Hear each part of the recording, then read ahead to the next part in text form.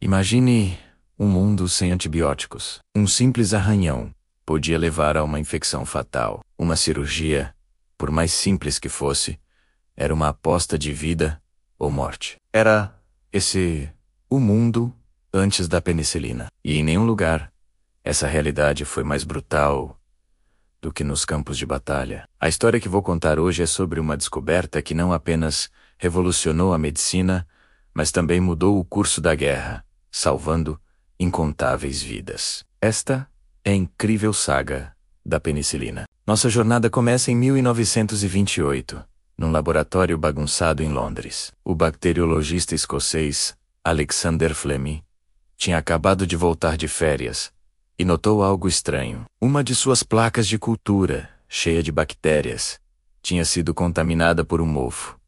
Mas o curioso não era a contaminação em si. Ao redor do mofo havia uma zona clara, um círculo, onde as bactérias simplesmente não conseguiam crescer. Era como se o mofo estivesse secretando algo que matava as bactérias. Fleming isolou esse mofo e descobriu que ele pertencia ao gênero Penicillium. Ele chamou a substância misteriosa de penicilina. Fleming publicou suas descobertas em 1929, mas o mundo científico não deu muita atenção. Por que bem?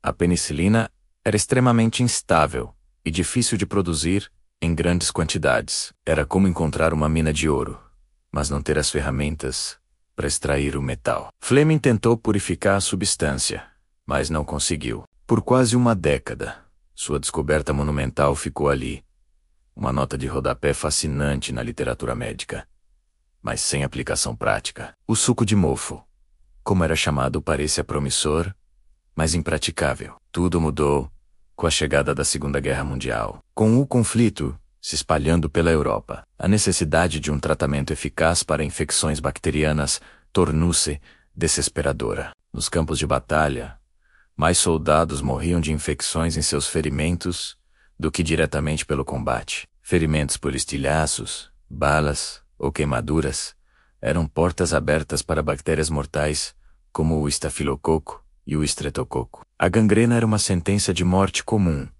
e a única solução, muitas vezes, era a amputação. Os hospitais militares estavam lotados de jovens enfrentando uma morte lenta e agonizante por causa de infecções que hoje consideramos tratáveis. Foi nesse cenário de urgência que uma equipe de cientistas da Universidade de Oxford, liderada por Howard Florey e Ernst Chain, decidiu revisitar a pesquisa esquecida de Fleming. Eles acreditavam que, se conseguissem purificar e produzir a penicilina em massa, poderiam ter em mãos uma arma milagrosa. Em 1940, eles finalmente conseguiram extrair um pó marrom e instável, uma forma concentrada de penicilina. O próximo passo era testá-lo. O primeiro teste em humanos aconteceu em fevereiro de 1941.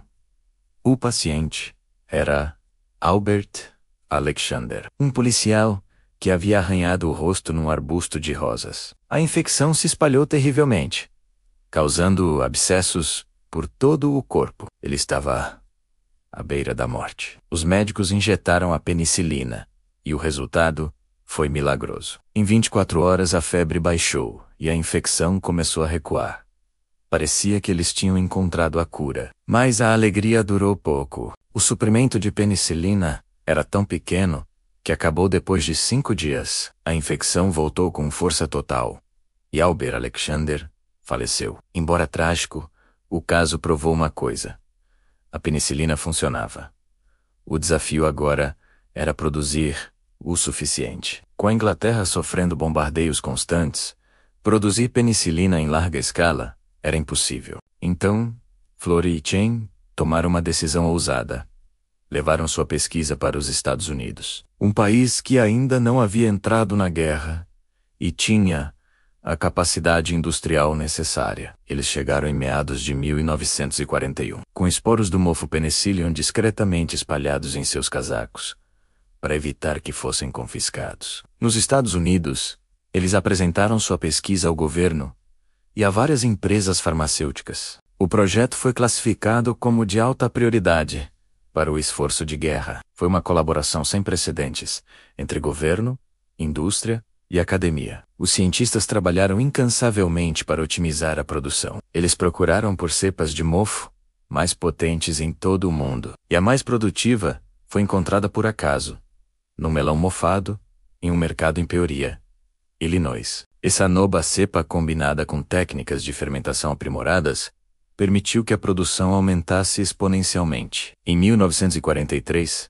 a penicilina estava pronta para ser usada em larga escala nos campos de batalha. Os primeiros lotes foram enviados para as tropas aliadas no norte da África e na Itália. Os resultados foram simplesmente espetaculares. Soldados que antes teriam morrido de gangrena, pneumonia ou sepse, agora estavam se recuperando em questão de dias. A taxa de mortalidade por pneumonia bacteriana entre os soldados caiu de 18% para menos de 1%. A necessidade de amputações diminuiu drasticamente. Médicos militares descreviam cenas que pareciam milagres.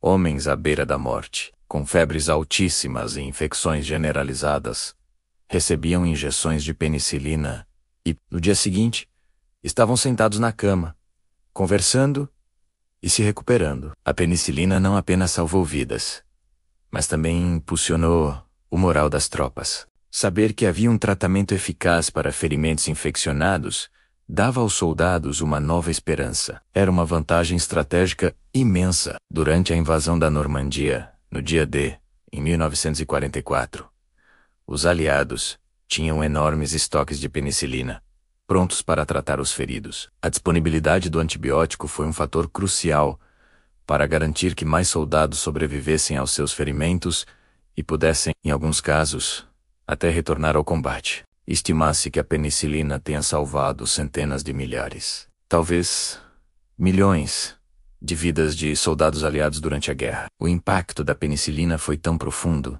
que foi chamada de a droga milagrosa. A produção, que era de apenas algumas doses, em 1941, saltou para trilhões de unidades até o final da guerra. Após o conflito, a penicilina tornou-se disponível para a população civil, dando início à era dos antibióticos. Cirurgias complexas tornaram-se mais seguras. Doenças como sífilis e escarlatina tornaram-se tratáveis. E a expectativa de vida global aumentou significativamente. A história da penicilina é um testemunho poderoso da engenhosidade humana, da colaboração e da perseverança. Começou com uma observação casual de Alexander Fleming.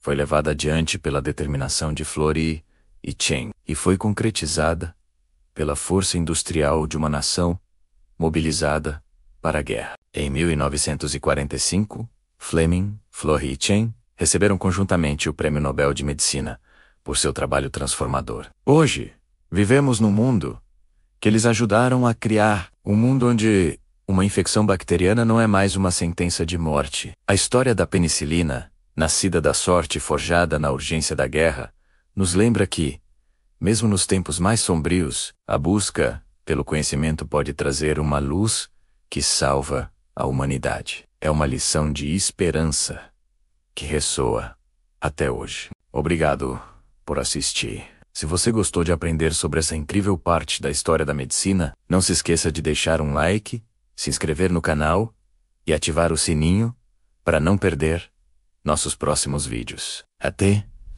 a próxima.